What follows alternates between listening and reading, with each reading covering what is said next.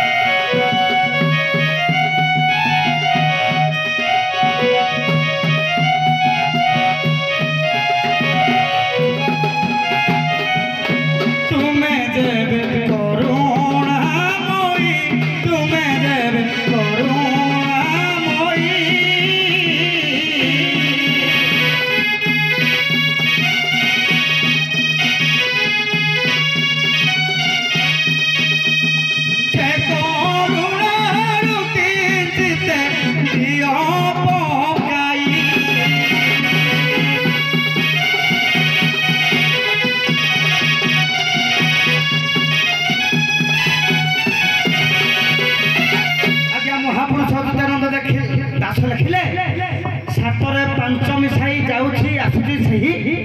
आनंद चलू अच्छी मोर संसार 7 5 12 जाऊँगी 12 आऊँगी 12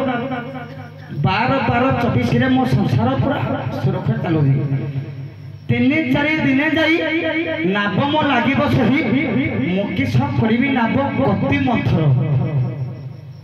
मो नावर गतिटा मंथर हो जाए 3 4 दिन जाई लगे जदि पार हवा किए भी व्यक्ति जदि पार हवा को हेले 3 4 दिन लगे मु पार कर देबी मोर किछि आवश्यक नहीं किंतु अति बड़ी जगन्नाथ दास को लिखले गोविंद गोविंद गोविंद मधुगर छी मकरंद